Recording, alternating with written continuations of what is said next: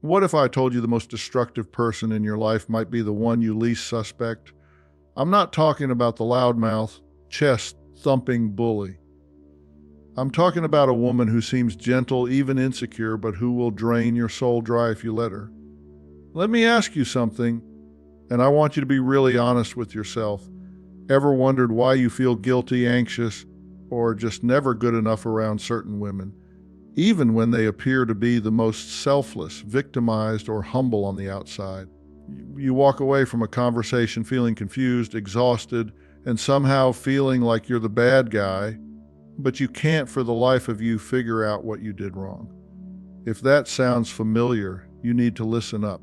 We're going to do a deep dive into a topic that so many of you have asked about, a personality type that is so often misunderstood, the female covert narcissist. Now, when you think of a narcissist, you probably think about the classic definition, the one we all know. They're grandiose. They have to be the center of attention. They have an exaggerated need for admiration, right? They're superficial and exploitive in relationships. These are the people who thump their chests and make sure everyone in the room knows how special they are. They're easy to spot.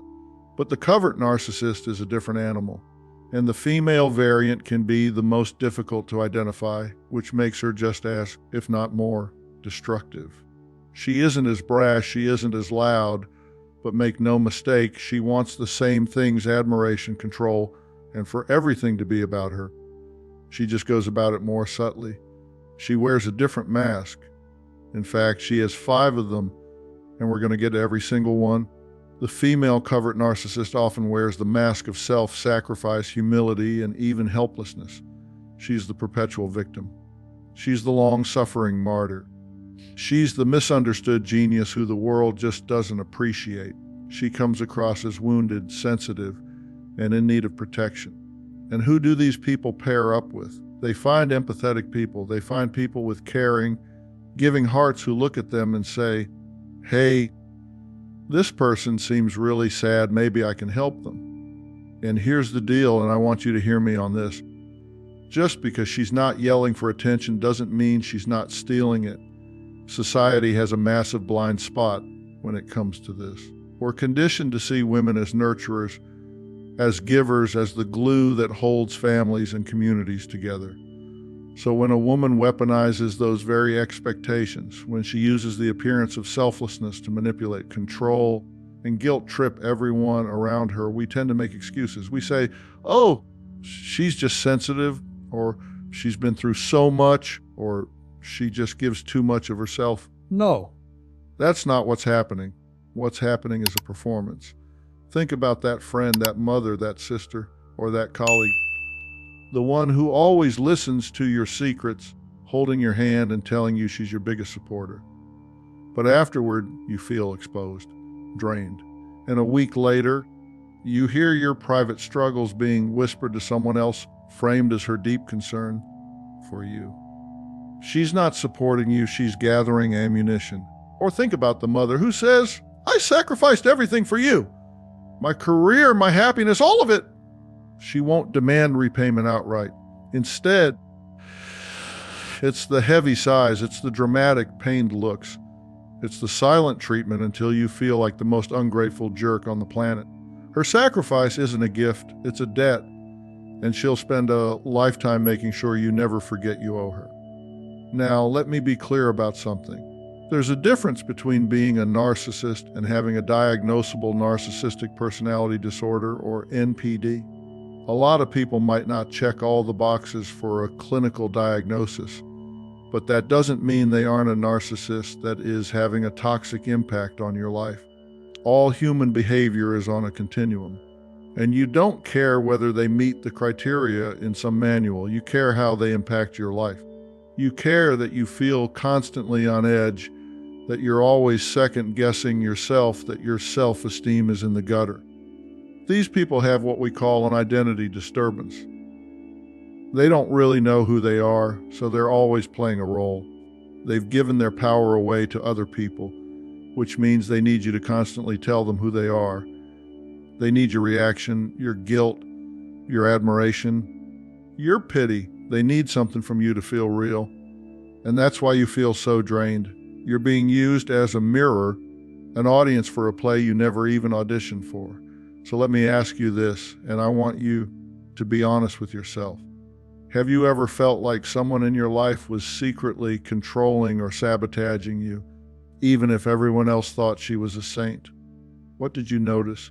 Did you feel a knot in your stomach when she called? Did you find yourself rehearsing conversations in your head to avoid setting her off? Think about it. Write it down, because recognizing it is the first step to taking your power back. You are not crazy. You are not too sensitive. You are not imagining things. You are dealing with a master manipulator who has flown under the radar for far too long, and it's time to turn the lights on. That's why we're here. We're going to pull back the curtain on this whole charade. We're going to break it down face by face so you know exactly how to spot each of these 5 toxic archetypes. We'll look at the martyr, the fragile genius, the empathy thief, and all the rest. You'll learn their tactics, their language, and their patterns so you can see them coming a mile away. And more importantly, we're going to talk about what you do when you're in the firing line. Because you are not powerless here. You're not. It's time to stop playing by their rules. It's time to take your power back. All right, let's get right into it. We're pulling back the curtain on the first of the 5 faces of the female covert narcissist. Let me tell you about someone you probably know. She's the woman who never stops giving and never, ever lets you forget it. Meet the martyr. This is the woman whose entire identity is built on a foundation of her own suffering and sacrifice. On the surface, she is the most generous, selfless person imaginable. She's the first to volunteer, the last to leave, the one who will give you the shirt off her back. But her generosity comes with a price tag, and the currency is guilt. Her self-sacrifice isn't a gift, it's a transaction. It's a weapon she uses to control, manipulate, and keep you perpetually in her debt. How do you spot her? Listen, it's not always what she says, it's what she does. It's the performance. She's the one who is always acting overburdened, but will wave away any offer of help with a weary, "Oh no, don't you worry about me. I'll manage. I always do." That refusal isn't a sign of strength, it's a power play. By rejecting your help, she reinforces her role as the capable, long-suffering one, and your role as the one who just doesn't do enough. She's fishing for praise for you to say, "I don't know how you do it all. You're a saint." That's the admiration she craves, and she gets it by making you feel just a little bit inadequate. Let's talk about the mother who plays this role to perfection. She's the one who constantly reminds her children of everything she's given up for them. It's never a direct accusation. It's more insidious than that. It's the heavy sigh when you mention you're going out with friends. It's the wistful comment, "I always wanted to travel, but then, of course, I had you kids." It's the birthday gift that's just a little too extravagant, followed by, "Don't worry about the cost. Seeing you happy is all that matters to me," delivered with the subtle air of a financial martyr. She's not saying, "You owe me." She doesn't have to. The message is crystal clear: your happiness came at my expense. Your freedom is built on the cage of my sacrifice. You are forever indebted to me.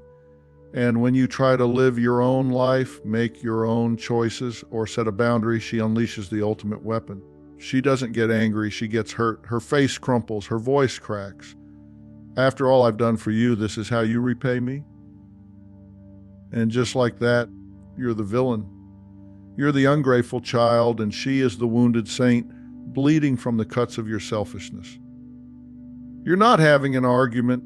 You're being put on a guilt trip, and she's the only one with a map. Or how about the friend who is always there to rescue you? Your car breaks down, she's there. You go through a bad breakup, she's on your doorstep with ice cream and a shoulder to cry on. She's your rock. But have you ever noticed that she seems to thrive when you're at your lowest? She's a great listener when you're talking about your problems, but the moment you share a success, she seems to deflate. The conversation quickly pivots back to her own struggles, her own burdens. Her rescues aren't about lifting you up. They're about keeping you down, dependent on her. She needs you to need her. Your problems give her purpose and, more importantly, a sense of superiority. She's the strong one, the savior. And later, when you have a disagreement or she wants something from you, her past kindness will be held over your head. I was there for you when no one else was, she'll say, the unspoken second half of that sentence being, so how dare you disagree with me now? Your gratitude becomes a leash. Let's break down these manipulation tactics, because you need to see them for what they are. She won't overtly demand repayment. Instead, it's the sighs, the after all I've done for you, the silent treatment until you feel like a jerk. It's the backhanded compliments that remind you of her superior sacrifice. It must be so nice to have the time to go to the gym. I can't remember the last time I did something for myself. It's a guilt delivery system disguised as a casual comment. These people are takers, but they disguise themselves as the world's biggest givers. They will suck you dry, not by taking your money, but by taking your emotional energy. You spend all your time managing their feelings, walking on eggshells to avoid triggering their martyrdom, and constantly feeling like you have to apologize for your own happiness. So you have to get real with yourself and think about the person in your life who fits this description. You have to ask yourself why you leave every interaction feeling guilty, even when you've done nothing wrong. Think about whether her kindness always comes with a price, making her favors feel less like gifts and more like loans you have to repay with loyalty. Does she get a strange satisfaction from your struggles, only to become disinterested or even resentful when you succeed? If you find yourself constantly apologizing and explaining yourself to her, then you're not dealing with a saint, you're dealing with a martyr. You're not going to fix her, you're not going to rescue her, and you will never ever be able to do enough to fill that bottomless pit of need she calls a heart. Trying to do so is a part-time job you don't want. The only thing you can do is recognize the game and refuse to play. But that's just one face. That's just one mask. Sometimes the manipulation isn't about suffering at all. Sometimes it looks a whole lot sweeter, a whole lot smarter, and a whole lot more special. And that's where we're going next. All right, we've talked about the martyr, the woman who uses guilt like a credit card with no limit. Now let's talk about her cousin, a woman who is just as draining but for a completely different reason.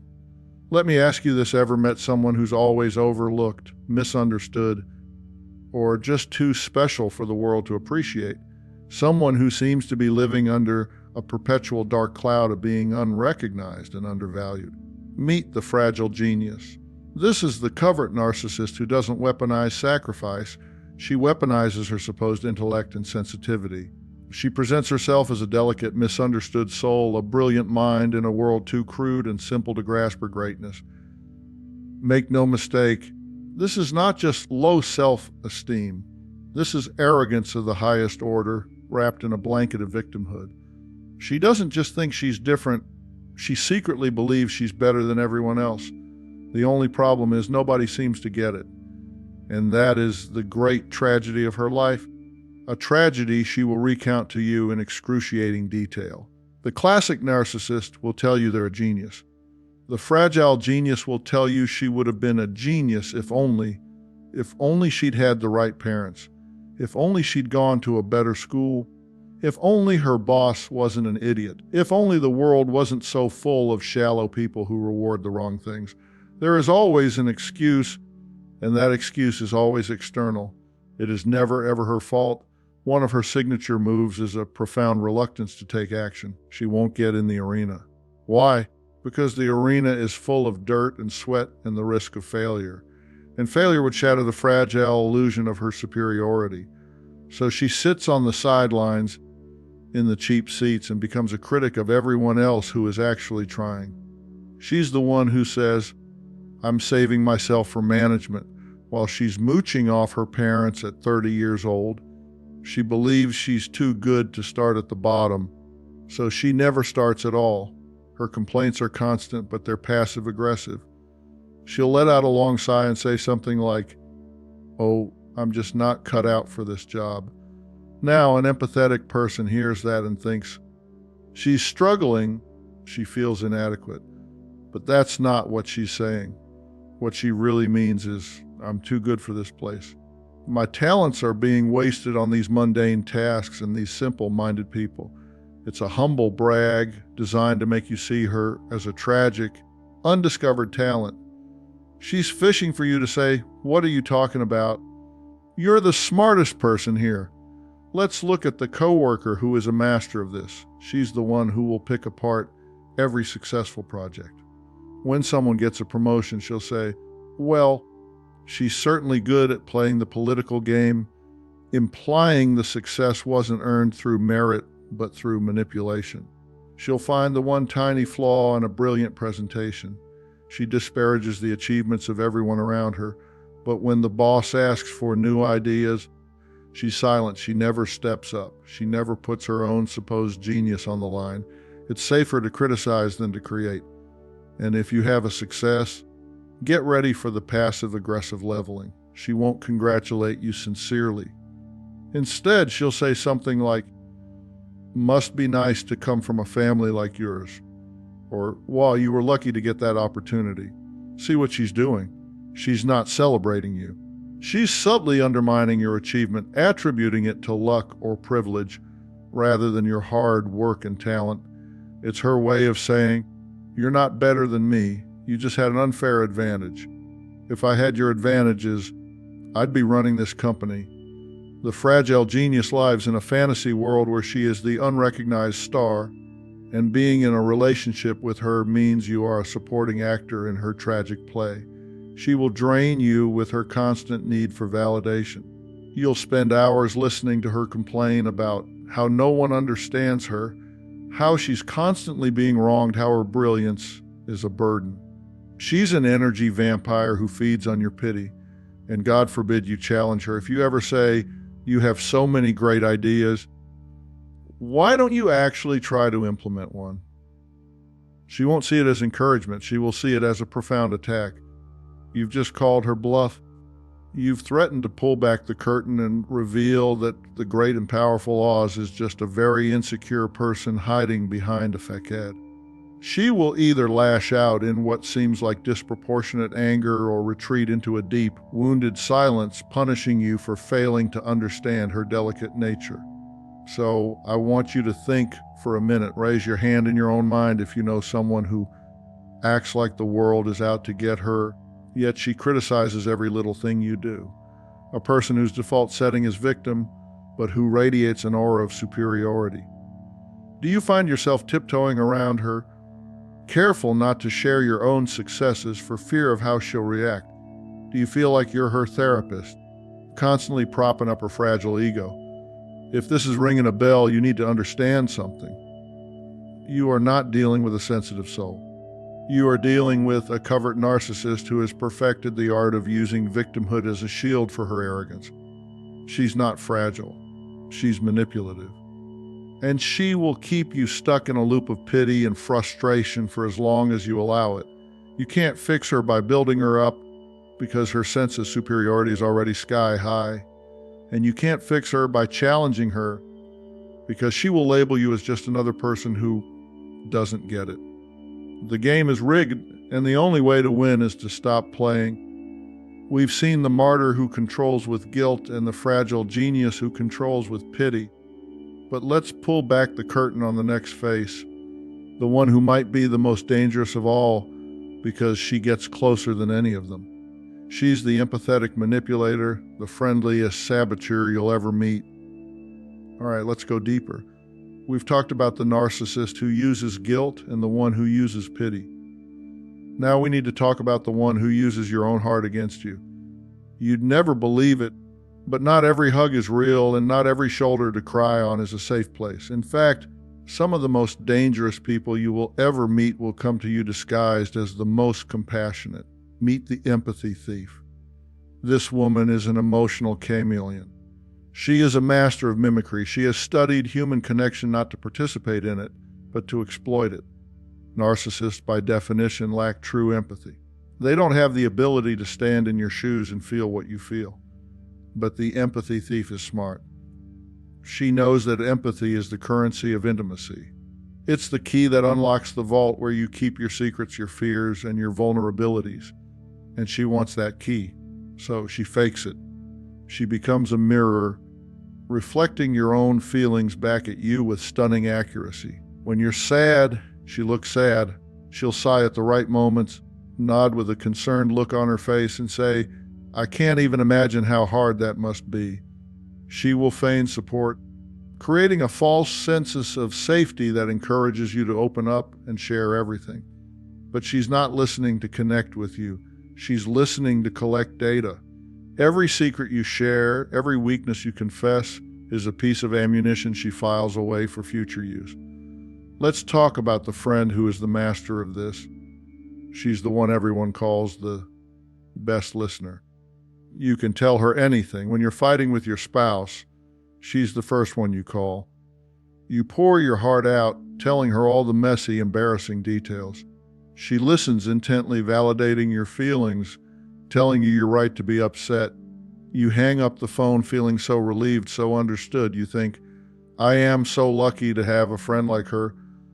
A month later, you're in a group of friends, and she brings up your marital problems disguised as deep concern.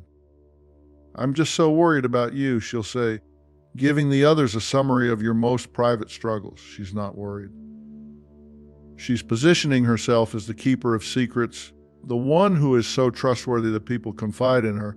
She's using your pain to elevate her social status, or worse, in a future argument, when you disagree with her, she'll use your own words against you. Well, maybe you're just being overly sensitive. Remember how you were when you were fighting with your husband.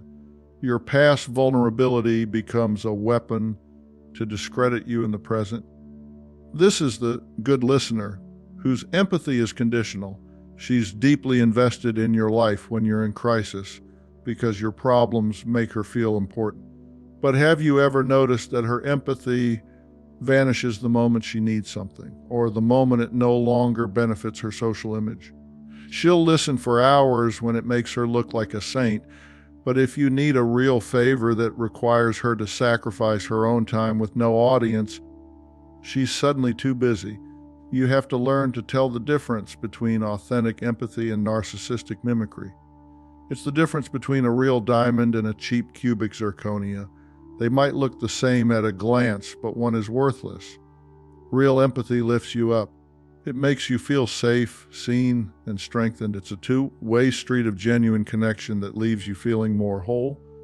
Fake empathy, on the other hand, leaves you feeling exposed, used, and worse, indebted. It's a transaction where you give your trust and get nothing but a performance in return.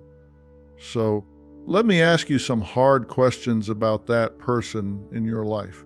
When you open up to her, do you truly feel supported and stronger afterward? Or do you feel a vague sense of unease, like you've said too much?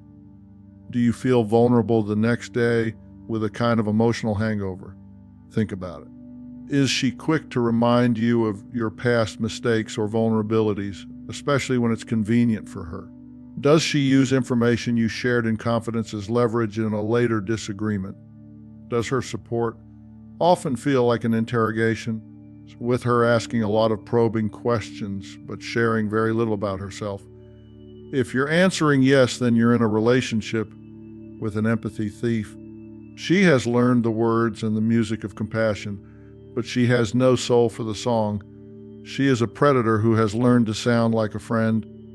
She gets close to you not to love you, but to study you. She wants to know your weaknesses so she can control you, and she wants to know your secrets so she can have power over you. You cannot build a real relationship with a mirror. You cannot find safety with someone who sees your vulnerability as a tool. You have to recognize that the comfort she offers is a trap. The understanding she shows you is an illusion. You're not connecting with her. You're talking to a reflection of yourself, and she's taking notes. If you think that's slippery, wait until you meet the next face. This is the woman who doesn't just want your personal admiration. She wants public adoration. She doesn't just want to be a hero in your life. She wants to be seen as a hero by the entire world. We're about to unmask the social savior whose charity is all about the spotlight. All right, let's get down to business. We've looked at the manipulators who work in the shadows of personal relationships. Now, let's talk about the one who craves a much bigger stage. Let me ask you a question, and I want you to think about it. Have you ever noticed that certain people just can't seem to do a kind act unless the whole world is watching? Meet the social savior. This is the communal narcissist, the woman who has figured out that one of the fastest ways to get admiration and power is to wrap herself in the cloak of public service. She lives for public praise, for community work, and for orchestrated acts of selflessness. Her charity is not about altruism, it's about attention. Her service is not about helping, it's about control. She needs recognition like she needs oxygen, and she's figured out that being seen as a do-gooder is the perfect camouflage for her insatiable ego. These are the women who seem to do good things in the community, but they never saw a camera they didn't love. They want to help the children, the animals, the forests, the trees, but they want to do it in front of a camera. They want everyone to know just how compassionate and dedicated they are. You know this woman. She's the team mom who is always the first to volunteer for everything. She's the head of the PTA, the organizer of the charity fundraiser, the one who brings a meal to every sick neighbor. On the surface, she's a pillar of the community. Everyone thinks she's a saint, but if you look closer, you'll see the cracks in the performance. Notice how every act of service comes with a public announcement. She doesn't just drop off a casserole. She posts a picture of it on social media with a long caption about the importance of community. She doesn't just volunteer. She makes sure she's quoted in the local newspaper article about the event. Her good deeds are never quiet. They are loud, broadcasted, and designed to solicit a chorus of, "You are such an amazing person." Let's talk about the coworker who is a social savior. A big group project comes up, and she immediately takes charge. She'll say, "Don't worry, everyone, I'll handle the coordination," positioning herself as the selfless leader. She'll do a lot of the work, no question. But when the project is a success, she'll make sure her name is at the top of every credit list. In the meeting with the boss, she'll recount her sacrifices, her late nights, her tireless efforts, subtly minimizing the contributions of everyone else. She didn't lead the team, she used the team as a platform to make herself look good. Her service was a strategy to gain power and favor. Or think about the charitable neighbor. She's the one who is always collecting donations or organizing neighborhood watch meetings. But at every coffee morning, at every block party, she finds a way to recount her sacrifices. She'll talk at length about how exhausted she is from all her community work, sighing dramatically. She's not sharing, she's bragging. She's holding her good deeds over the heads of the entire neighborhood, making everyone feel just a little bit indebted to her, a little less involved than she is. Her generosity makes you feel uncomfortable because you sense it's not a gift, it's a performance, and you're the audience. The core of the social savior's manipulation is using the appearance of selflessness to gain control. By being the most helpful, she gets to dictate how things are done. She uses her position as the fundraiser leader or the team mom to control group dynamics, to decide who is, and to punish anyone who doesn't show her enough gratitude or deference. If you challenge her ideas, you're not just disagreeing with a plan, you're attacking a person who is only trying to help. It's a brilliant way to shut down any dissent. So you have to ask yourself, have you ever felt uncomfortable with someone's generosity? Like you owed them something, or like it was critical that everyone else knew about their good deed? Is there a person in your circle whose acts of service always seem to come with a press release? Where is the line between real help and a self-serving performance? Real help is quiet. It doesn't need a spotlight. It's about the person being helped, not the helper. A self-serving performance is loud. It needs an audience. It's all about making the helper look like a hero. If you're dealing with a social savior, you have to understand that you are not part of a community effort. You are a prop in her one-woman show. Her goal is not to make the world a better place, but to make sure the world knows how wonderful she is. But sometimes the manipulation isn't about getting attention at all, not from you, not from the public. Sometimes it's about something much more subtle and sinister. It's about control, pure and simple, executed from the shadows. And that's where we're headed next. All right, we've been through a lot. We've unmasked the martyr, the fragile genius, the empathy thief, and the social savior. But now we have to talk about the one who pulls the strings from behind the curtain. So let me ask you a direct question. Who really pulls the strings in your home? Your workplace, your circle of friends. It might not be the loudest person in the room. It might be the quietest. Meet the puppet master. This is the female covert narcissist in her most classic form. She is the master of subtle control, of silent sabotage, of passive aggression so skillful you begin to think you're the crazy one. She will never be openly confrontational. She avoids direct conflict like the plague because that would require her to be honest about what she wants. Instead, she operates from the shadows, manipulating people and situations indirectly, leaving a trail of confusion and chaos while her own hands look perfectly clean. Her primary weapon is passive aggression. It's the art of expressing negative feelings indirectly instead of stating them openly. It's hostility with a smile. She's the queen of the backhanded compliment. She'll look at your new dress and say, "Oh, that's so brave of you to wear such a bold pattern. I could never pull that off." On the surface, it sounds like a compliment, but what she's really saying is, "You look ridiculous." You're left feeling vaguely insulted, but if you call her on it, she'll feign innocence. "What? I was just saying you're brave." Why are you so sensitive? One of her favorite tools of punishment is the silent treatment. If you do something to displease her, set a boundary, disagree with her, or fail to read her mind, she won't yell. She'll just disappear. She'll stop responding to your texts. She'll give you one-word answers. She'll walk into a room and act like you're not there. This isn't just her needing space. This is a calculated maneuver designed to make you panic. The silence is a vacuum, and she knows you'll rush to fill it with apologies and concessions, desperate to get back in her good graces. She withholds affection and communication as a way to punish you into compliance, all without having to say a single word. Let's talk about the spouse who is a puppet master.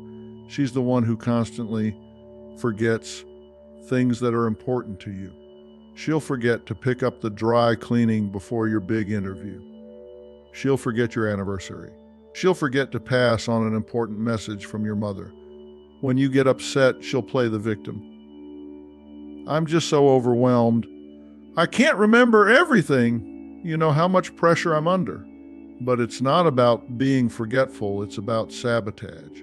It's a way to subtly punish you or express anger without ever having to have an adult conversation. Or what about the boss who never gives praise but always criticizes quietly? She won't call you out in a meeting. Instead, she'll leave a note on your desk pointing out a typo. She'll forward an email you sent and CC your superior with a simple, cutting question like, "Was this approved?" She creates a culture of anxiety and self-doubt. You never feel secure because the criticism is constant but indirect, leaving you perpetually off balance. And then there's the friend who is a master of triangulation. This is a classic puppet master move. She plays people against each other while insisting on her own innocence. She'll come to you and say, "I don't want to cause trouble, but you should know that Sarah was saying some things about you." Then she'll go to Sarah and say the same thing about you. She creates drama and conflict where there was none, positioning herself as the central trusted confidante to both parties. She gets to be the center of the information flow, gathering power and enjoying the chaos she's created from a safe distance. The puppet master's behavioral patterns are all about indirect sabotage. She'll conveniently omit key information that you needed for a project. She'll spread a rumor by starting it with, "I'm so worried about her." She will undermine you with a smile, and if you ever try to confront her, she will deny everything and accuse you of being paranoid. Gaslighting is her native language, so you have to ask yourself some serious questions. Is there someone in your life who leaves you feeling constantly on edge, always second-guessing your own choices and perceptions? Do you find yourself constantly explaining yourself, replaying conversations in your head, trying to figure out what you did wrong? Are you always apologizing to her, even when you have no idea what you're apologizing for? If the answer is yes, you need to wake up and see what's happening. You are being manipulated by a master. Her silence is a weapon. Her forgetfulness is a strategy. Her concern is a lie. She keeps you in a constant state of anxiety and self-doubt because it makes you easier to control. We've now looked at all 5 faces: the martyr, the fragile genius, the empathy thief, the social savior, and the puppet master. You've seen how they operate. You've learned to spot their tactics. So now what? What does this all mean for you? And how do you protect yourself? Because I'm going to tell you something, and I want you to hear it loud and clear. You are not powerless here. It's time to stop dancing to her tune. It's time to cut the strings. Let's talk about how you do that. All right? We've been on a journey. We've pulled back the curtain and stared straight at the 5 faces of the female covert narcissist. So let me ask you a question. What would happen if you stopped playing by their rules? What if you decided today, right now, to take your power back? We've unmasked the martyr who controls with guilt, the fragile genius who manipulates with pity, the empathy thief who mimics compassion to gain your secrets, the social savior who uses public charity for private applause, and the puppet master who pulls your strings with silent, passive-aggressive precision. The masks are different, but the engine driving them is the same: a bottomless need for admiration, a stunning lack of empathy, and a desperate need to control you. So now that you see it, you can't unsee it. The question is, what do you do?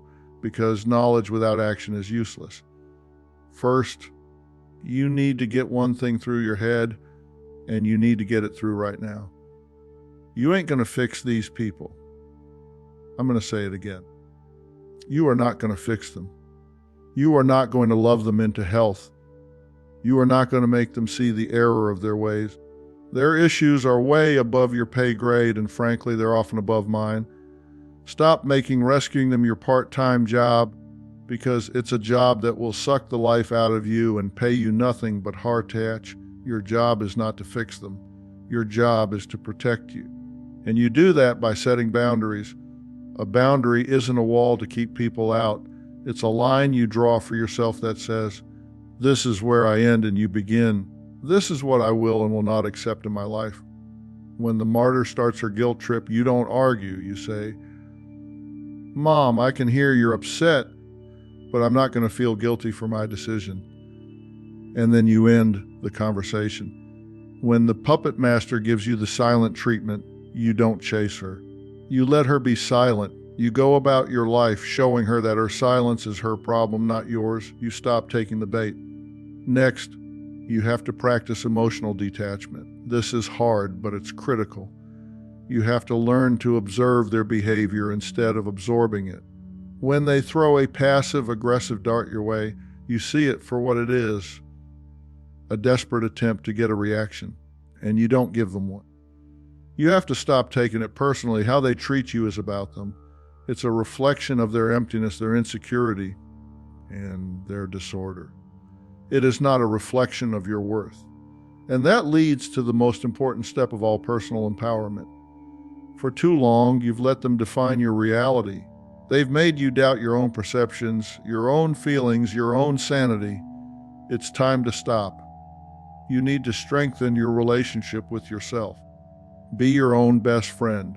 What would you tell someone you loved if they were in your shoes? You'd tell them to trust their gut. You'd tell them they're not crazy. You'd tell them they deserve to be treated with respect. You need to start telling yourself those same things. Stop making excuses for their behavior. Stop apologizing when you've done nothing wrong. Stop walking on eggshells. Get real with yourself. Ask the hard questions. Do you feel better or worse about yourself when you're around her? Are you living your life in a fog of guilt, doubt, or shame? Or are you getting stronger every day? The acid test for any relationship is how it makes you feel about you. A healthy relationship should make you feel better about yourself, not worse. You deserve to feel safe, valued, and confident, never less than enough. You are not alone in this. It's time to choose you.